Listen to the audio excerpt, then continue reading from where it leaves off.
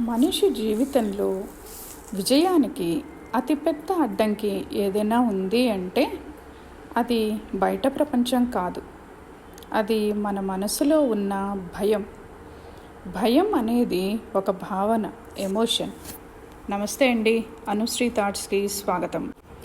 ఏదైనా కోల్పోతామేమో అన్న భయం, తాము అనుకున్నది పొందలేకపోతామేమో అన్న భయం, ఏదైనా తప్పు జరుగుతుందేమో అని భయం, ఇతరులు ఏమనుకుంటారో అని భయం. భయం భయం భయం భయం ఇంకా జరగని విషయాన్ని ముందే ఊహించుకోవడం, అదే భయం. భయం ఎందుకు వస్తుంది? నమ్మకం లేకపోవడం వల్ల వస్తుంది. గతంలో జరిగిన సంఘటనలు మనలో భయాన్ని సృష్టిస్తాయి. ఎక్స్పీరియన్స్ లేకపోవడం కూడా భయానికి ఒక కారణం కావచ్చు. ఇతరుల అభిప్రాయాలకి ఎక్కువ వెయిటేజ్ ఇవ్వటం కూడా భయానికి ప్రధాన కారణంగా చెప్పుకోవచ్చండి. ముందుగా ఫెయిల్యూర్ ఫియర్ గురించి మాట్లాడుకుందాం. ఎగ్జామ్ రాయడానికి ముందు ఫియర్, స్టేజ్ ఎక్కి మాట్లాడటానికి స్టేజ్ ఫియర్, కొత్త వారితో మాట్లాడటానికి నలుగురు ఉన్నప్పుడు వారి మధ్యలోకి వెళ్ళి కలవటానికి మాట్లాడటానికి భయం. వీటన్నిటికీ ముఖ్య కారణం వారు కూడా మన తోటివారే, వారికుండే లోపాలు వారికి ఉంటాయి అనే ఆలోచన దృక్పథం లేకపోవడమే దీనికి ముఖ్య కారణం. మన చేతిలో లేని, నియంత్రణలో లేని, మన పరిధిలో లేని విషయాల గురించి భయపడటం, ఆలోచించటం అర్థం లేని పని. భయం అజ్ఞానం నుండి పుడుతుంది. భయం మన చుట్టూ ఉన్న ప్రపంచం నుంచి మనలోకి రాదండి. అది మనలోనే పుట్టి మనమే దాన్ని పెద్దదాన్ని చేస్తాం. చివరికి మన కంట్రోల్లో లేకుండా చేసుకునేది కూడా మనమే.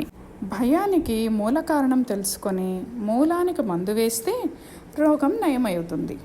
దానికి మనం చేయాల్సిందల్లా మనం దేని గురించి ఆలోచిస్తున్నామో, ఎందుకు ఆలోచిస్తున్నామో, ఏ సందర్భంలో భయం ఫీల్ అవుతున్నామో మొదటగా తెలుసుకోవాలి. మొదటగా భయం రావటం సహజం, కానీ జీవితం భయంతో జీవించకూడదు అని దృఢ నిశ్చయంతో ఉండండి. మీ మనసులోకి ధైర్యలక్ష్మిని ఆహ్వానించండి. భయాన్ని జయించాలి, ధైర్యాన్ని పెంచుకోవాలి, ఆత్మస్వరూపాన్ని తెలుసుకోవాలి అని. ప్రతి ఆలోచనను పాజిటివ్ కోణంలో చూడండి. మన ఆలోచనలు మన మనోభావాలను నిర్ణయిస్తాయి. ధ్యానం ద్వారా మనసుని నిశ్చలంగా మార్చుకోండి.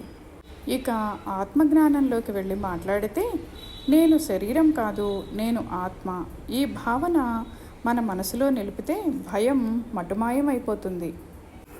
భౌతికమైన శరీరానికి, దానిలో ఉన్న మనసుకి భయం, కానీ ఆత్మకు భయం లేదు. ఎందుకంటే అది నిశ్చలమైనది కాబట్టి. భయాన్ని పోగొట్టుకోవడానికి ఎన్నో మార్గాలు ఉన్నాయండి. భగవద్గీతలో శ్రీకృష్ణ పరమాత్మ అర్జునునికి ఆత్మనాశనము లేనిది, దానికి భయము, క్రోధము, దుఃఖము, సంతోషము ఇవేవి ఆత్మను తాకలేవు. ఆత్మకు పుట్టుక లేదు, చావు లేదు, అచంచలమైనది, అమరత్వమైనది అని కూడా పరమాత్మ బోధించారు కదా.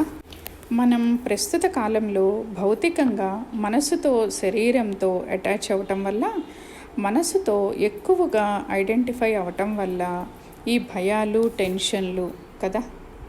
ఆత్మజ్ఞానం చిన్నతనం నుంచి పిల్లలకు, పెద్దల అవగాహన ఏర్పరచాలి.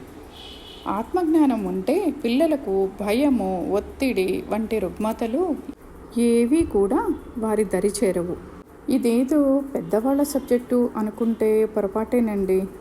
ఎందుకంటే పిల్లల మనసులో చిన్నతనంలో మనం నేర్పించే ఏ విషయమైనా వారి భవిష్యత్తుకు బంగారు బాట అవుతుంది.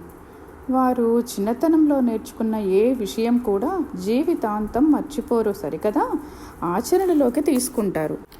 ఒక తండ్రి 2-వీలర్లో తన కొడుకుని వెనక కూర్చోపెట్టుకొని వెళుతూ ఉంటాడు. భద్రత కోసం తన్ని పట్టుకోమని కూడా చెప్తాడు. కానీ పిల్లవాడు ఒకసారి పట్టుకొని తర్వాత కోసేపు అయ్యాక వదిలేస్తాడు. ఎందుకంటే తండ్రి మీద నమ్మకం, తన్ని జాగ్రత్తగా తీసుకువెళతాడు అనని. పిల్లలకు చిన్నతనం నుంచి భగవంతుడి మీద నమ్మకం పెంచండి. మంచి పుస్తక పఠనం అలవాటు చేయండి. మీరు ఏం చేస్తే పిల్లలు కూడా అదే నేర్చుకుంటారు. పిల్లలు భయపడుతున్నప్పుడు ఎక్కువసేపు వారితో గడపండి. ధైర్యాన్ని ఉదాహరణలతో కథలుగా చెప్పండి. మేమున్నాం అనే భావనని కల్పించండి. చివరిగా ఒక్క మాట, పెద్దలు, తల్లిదండ్రులు, భగవంతుడు వీరి మీద విశ్వాసం ఉన్న హృదయంలో భయానికి తావుండదండి. సర్వే జనా సుఖినో భవంతు, సర్వే సుజనా సుఖినో భవంతు. Thank you for watching.